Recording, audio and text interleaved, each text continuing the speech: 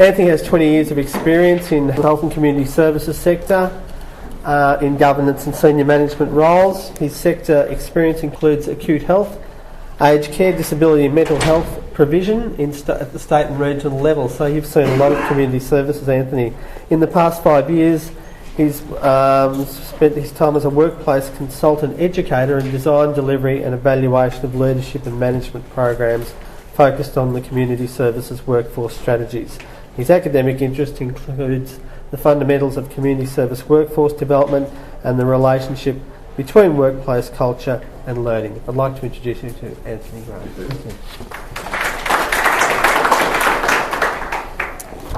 Thank you, Peter.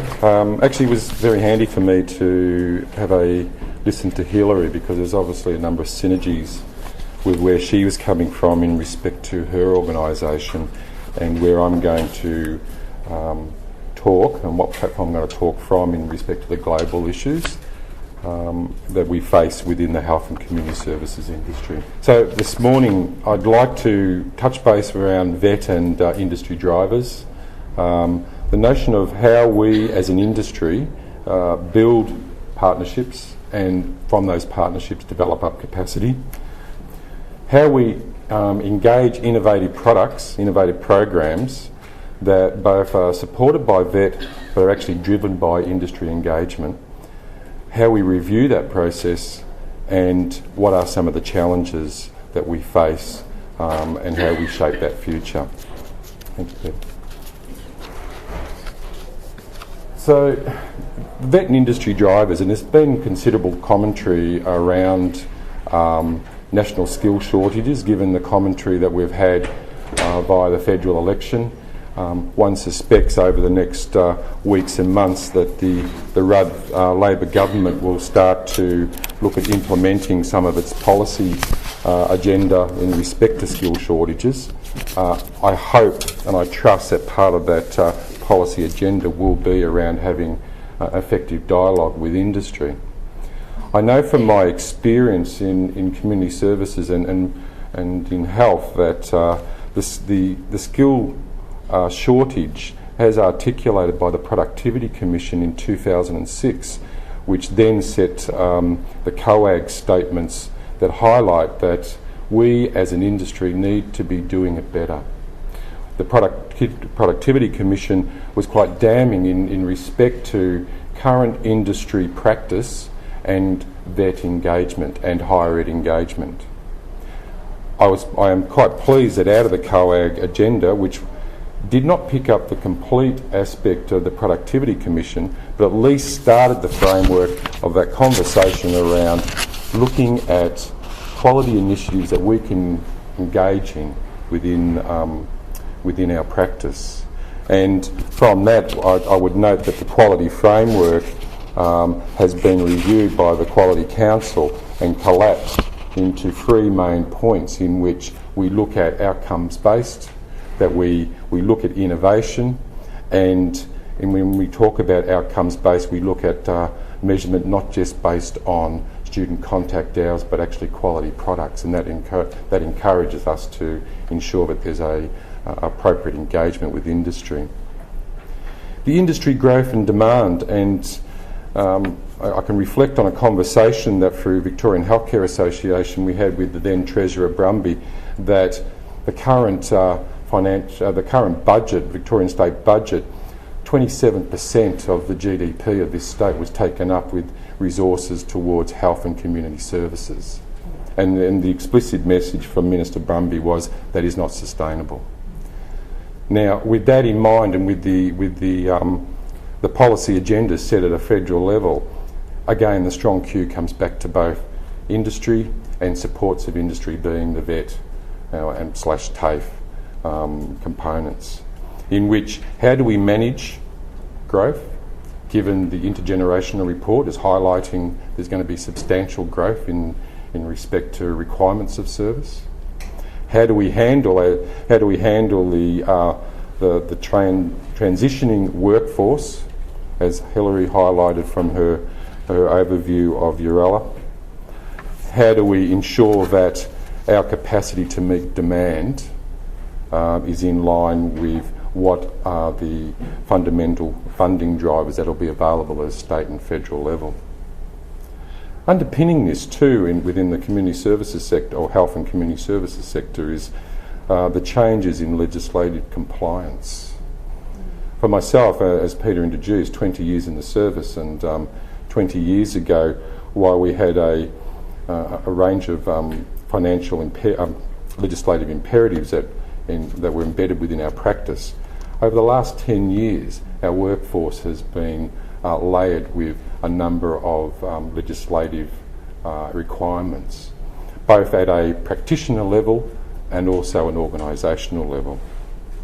From that, we hope that organisations can then actually pick up on those legislative imperatives and start looking at appropriate policy development. And the policy development starts with a governance level. In my role as a training and development consultant, I've worked with a number of agencies across both Victoria and Tasmania and South Australia, and it does highlight to me that with your smaller agencies, that workforce planning did not seem to be on the agenda at a governance level. Within the practitioner level, it did strike me that other than your immediate executive of Chief Executive Officer and your executive officers within finance and HR, the knowledge and understanding of the governance models that exist within the community services sector is very limited.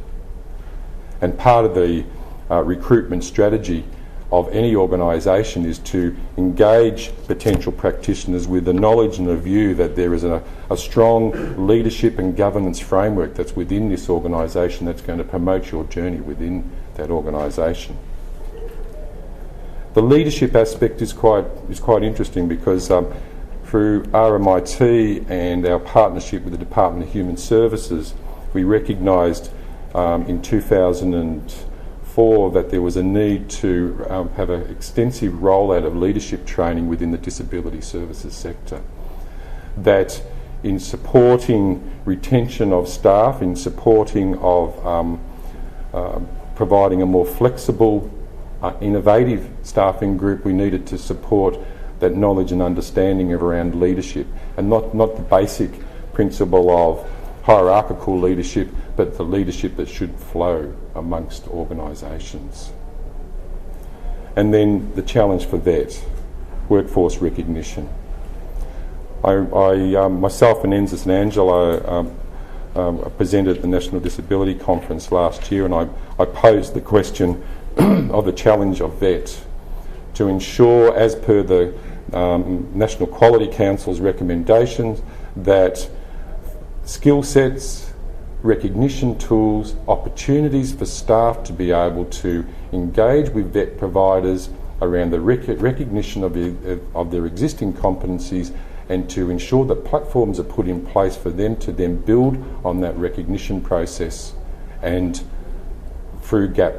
training processes. So we don't get duplication of training, that we do get an opportunity for staff to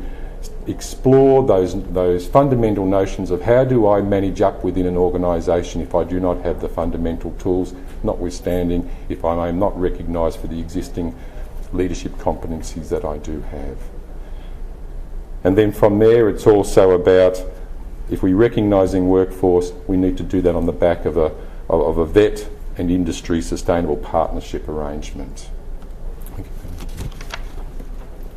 The state level, and in informing that type of leadership training,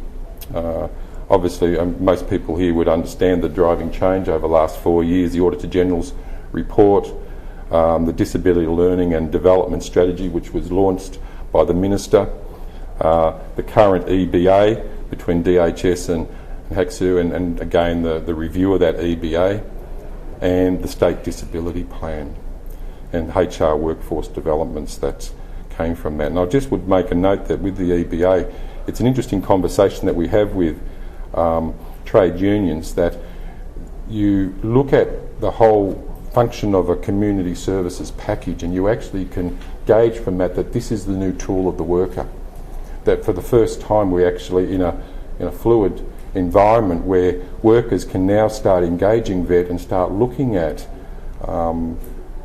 identifying competencies, and in the identification of those competencies, start having informed conversations within your organisations about how those competencies can be used.